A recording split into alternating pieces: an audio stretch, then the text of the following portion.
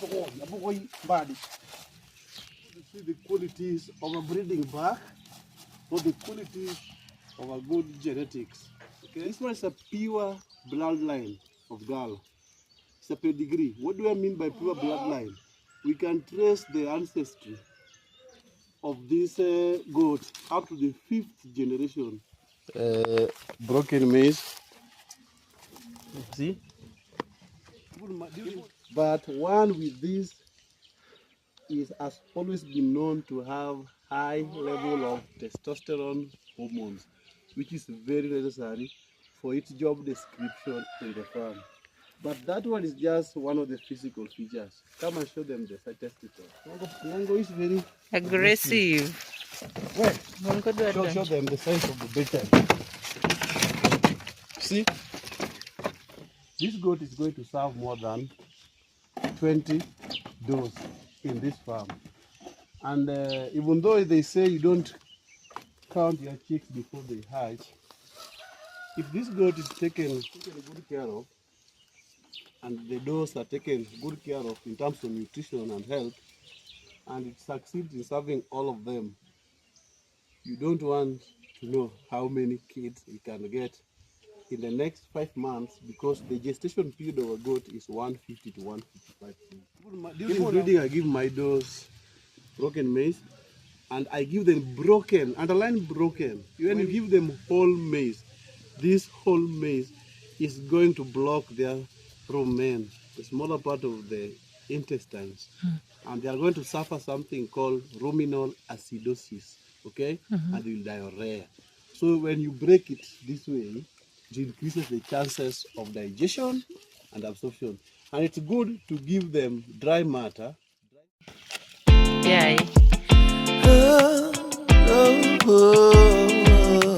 Find my way to you. Yeah. Want to be late free.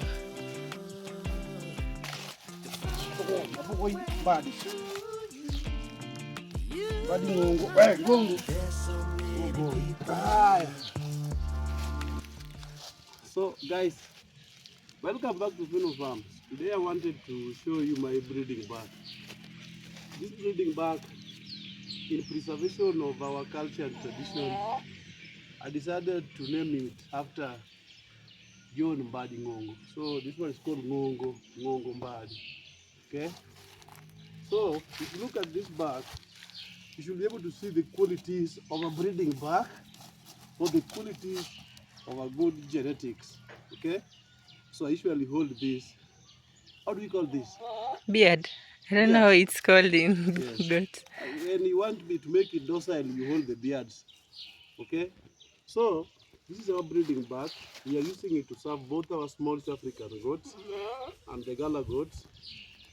The Galla goats, the other goats are already grazing outside. So I just grabbed this one so I can show you something about Mbadi Ngongo. What happened to the earlobes? What happened?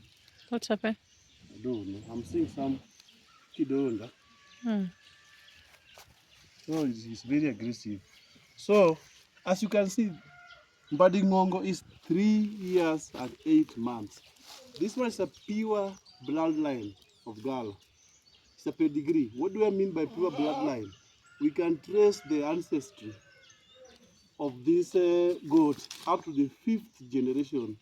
The mother and the father, the mother and the father of the mother and the father, up to the 5th generation. Pure bloodline of Galla.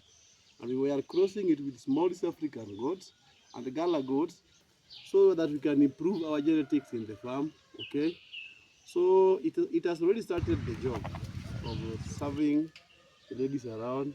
I know it is overwhelmed because the ladies are a lot. There are many ladies here, both the Galla and the small African.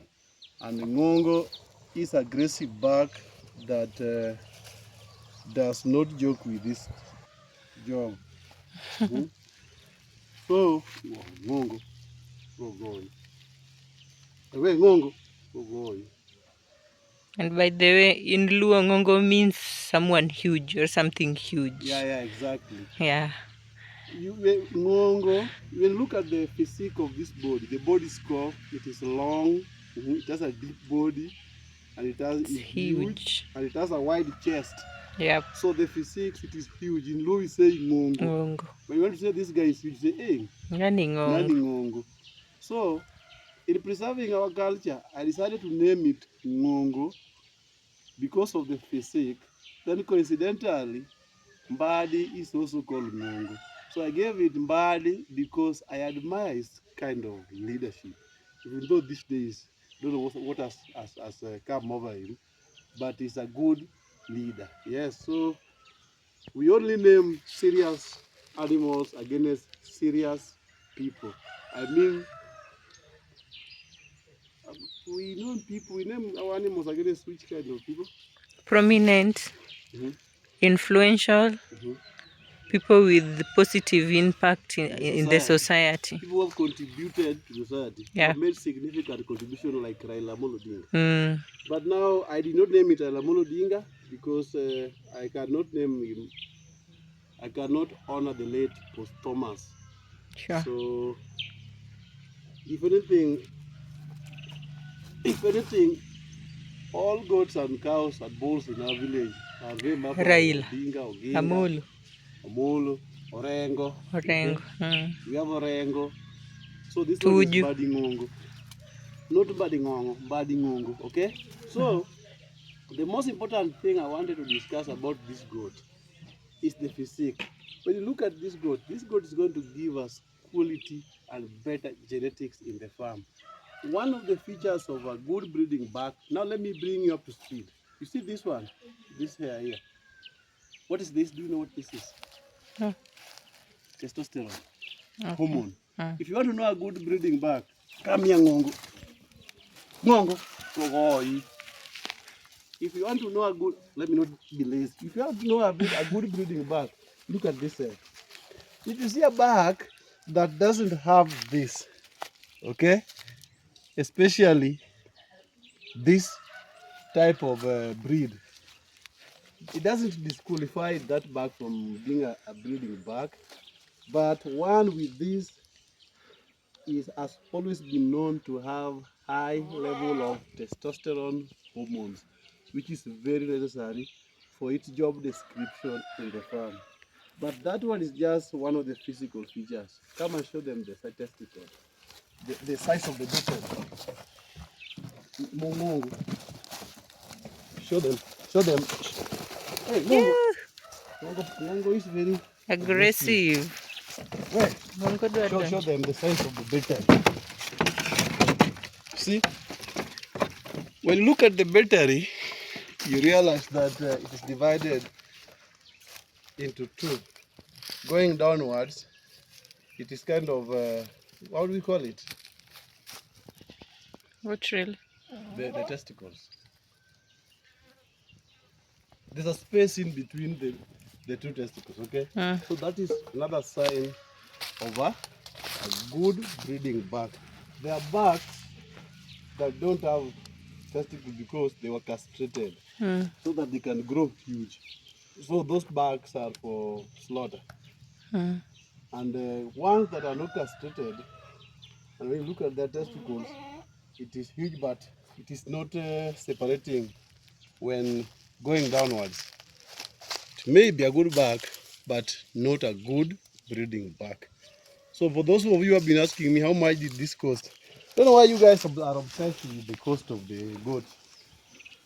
It costs a lot, more than 250 USD. Okay, and you know the exchange rate today is 129, 1 USD, 1 US dollar is equivalent to 129 Kenya shillings. You can do your math. Yeah. So whether it was a rip-off, whether I paid too much or I paid less, that is story for another day. But the quality of a good back is this. See the way it's behaving. Okay, this is a very aggressive back. We decided to pay that amount of money. It's a lot of money, but we decided to pay that money because of what we are going to get from this goat. This goat is going to serve more than 20 does in this farm. And even though they say you don't count your chicks before they hatch, If this goat is taken good care of, and the does are taken good care of in terms of nutrition and health, and it succeeds in serving all of them, you don't want to know how many kids we can get in the next 5 months, because the gestation period of a goat is 150 to 155 days. So with this back, if you have such a back in the farm, you can be sure of your flock, the kind of flocks you are going to get, the, the kind of genetics you are going to get. Even if this goat serves a female goat that does not have the best body frame, the kid that you are going to get is better than the mother. But now, whenever we buy goats or source for goats, we look for goats with good body frame. For the does, we look for those with which are having a wide pelvic area, which has a deep body and long in length. Okay. Long in length. Long, because for example, if I do what? If I lift this goat with its 4 limbs, it's called 4 limbs. Yeah. 4 limbs. You realize that it is taller than me. Yeah. Yeah, it's taller than me. So those are qualities of good goat. That one cuts across male, female. The goat must have a deep body, long in length. So when you look at nilikuwa nasema nini? Do. Good doe. Now when we cross the East African or any other breed with this one, we are guaranteed of better genetics. Better genetics. Yeah. Yeah. Improved. Improved genetics. So actually that's what we are doing. We are improving our genetics. That's why we are trying to move away from the small East African to Galla. But even the small East African goats that we have in the farm, we want this goat to serve them so that we benefit from this back. We get the offsprings of this and small East African goats, so that we can see if we can use their offsprings for future breeding. And of course, this goat will only be serving the current goats in the farm. Once those goats kid, once they give birth, this goat will only be serving the current dose that it served. It will not serve the kids. Yeah. It will not Inbreeding. yeah, To that's avoid why it will be inbreeding. served to inbreeding. Yeah. So what we usually do, we will make sure that it only serves the mothers and doesn't serve the kids. But because the farm is growing and later the kids will grow, will mature and become mothers who need to be served, and we may not have a necessary mechanism to prevent this goat from serving them, we may have no option but to dispose it and bring another back, Sure. so that we are guaranteed of quality kids. We don't suffer the Inbreeding. problems of inbreeding. One of the disadvantages of inbreeding is that you will be getting goats that are weak, not good in terms of quality, fertility. They'll be sickling goats, okay, short goats. Some will be born deformed, okay. When you go to the market and you see some goats that are very tiny, but they look like they're old but very short, the first suspect is Inbreeding. Yeah. Now, because we're in the breeding season and budding always doing a lot of work, during this period when we are serving our goats, requires a lot of energy, because it is exhausting its energy reserves, okay? Of course, even the protein in the body. So the goat should be put in a feeding regime that helps with replenishing the energy reserves and giving it food that are rich in nutrient and fiber. That's why we have this. See, this one is broken maize. I'm using the yellow maize specifically because yellow maize has high protein and fat content compared to the white one. So that's why I am going for the yellow maize. Even for the chicken feeds, this one makes the best chicken feeds, okay? Better than the white one. So I will be supplementing feeds from Badingongo so that it can continue doing the good job without wasting its body away, without exhausting the body, the muscles. I will be giving him this. We have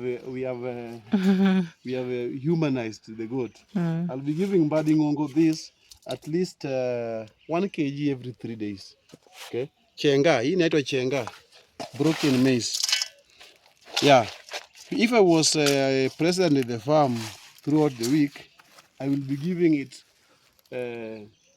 around 250 grams per day. Okay, Yeah.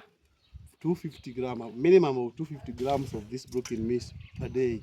But now because I'm not here and the farmer may not do as I want to give it a kg, 1 kg of this broken maize after every 3 days. Okay, let me see if it will eat it. From where I got it, the breeder told me that it eats this, so I should give it this. Let's see if it eats.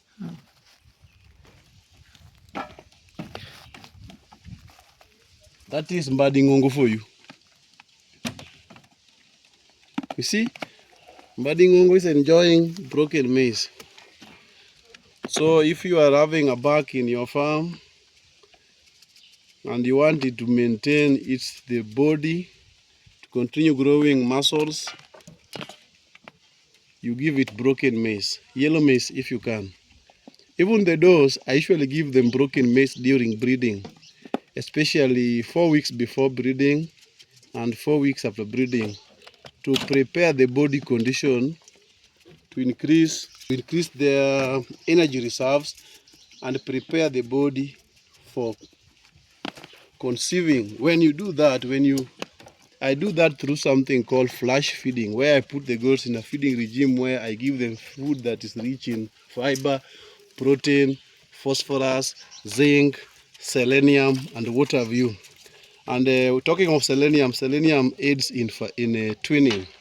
So if you give your goats food that is rich on those nutrients that I've mentioned 4 weeks before and 4 weeks after breeding, and your goats are healthy, your chances of getting twins is almost 95%. I believe that twinning has very little to do with genetics and a lot to do with nutrition.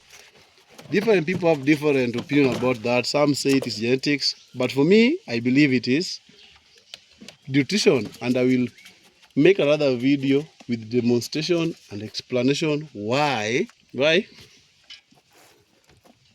Twinning is more of nutrition than genetics. Yes. Okay, come down, buddy. You are straining to eat. Come. Hii ni waziri wa fedha, Minister for Treasury. Tell the Minister of Treasury to give it a few doses so that it can be served by this bag. Okay. See the way Mongo is enjoying the broken meat. What was I saying? You'll make another video to explain why you believe twinning is more of nutrition than it is of genetics. Yeah, I'll make a video. Show me. I'll make a video to demonstrate. I don't want to demonstrate now because I don't have the results. See, we are breeding our goats. We're in the breeding season. This is the bag. Yeah. The does are outside. The result we'll see in 5 months to come. We'll see the rate of our twinning, okay? Sure. Don't expect twinning from Galla. Galla has very low Twinning chances. Okay? But the smallest African, and they have that low twinning chance because of how they have been living, where they've been living, and the nutrition they've been getting from where they are. But Galla goats that are born here and raised here, they have better chances of twinning. Because now, here where I am, there's a lot of food. You know, for the northeastern part of the country, the scarcity of food feeds. You can't even get fresh leaves like these ones, like grass. So here, we have abundance. Abundance. We have abundance. Yeah, I'll show you why twinning in goats has very little to do with genetics, but a lot to do with nutrition. So I'll be showing you the result. In my previous video, I showed you how I was feeding my goats, and you saw the twinning rate in our last bath. I've also started this one. You will see the result in 5 months. If you have not watched that video, go and check one of my videos, or I will leave the link in the pinned comment. Even during breeding, I give my does broken maize, and I give them broken, underline broken. When you give them whole maize, this whole maize is going to block their rumen, the smaller part of the intestines, and they are going to suffer something called ruminal acidosis, okay, and will diarrhea. So when you break it this way, it increases the chances of digestion and absorption. And it's good to give them dry matter, dry feeds, hay, when you are giving them maize, okay? So that they can have proper digestion. Like for example, these ones have access to dry bomber root grass, hay. They also eat fresh grass. They also eat beans husk. They also eat this hay here, maize stalk, okay? So that is all. If you watch the video up to this point, thank you very much for watching. Please make sure you like and subscribe so that every time we upload a video, you don't miss. If you are new on this channel, my name is Ofweno. I'm a goat and chicken farmer. And thank you for stopping by. If you are returning, welcome back. So if you watch the video up to this point, please like the video, comment, let me know what you think about my breeding back, what you think I can improve in this farm, my goat 100 capacity goat pen, and the things I'm doing here. Let me know what you think, and also subscribe so that every time I upload a video, you don't miss. Meanwhile, thank you, lots of love, goodbye. End video.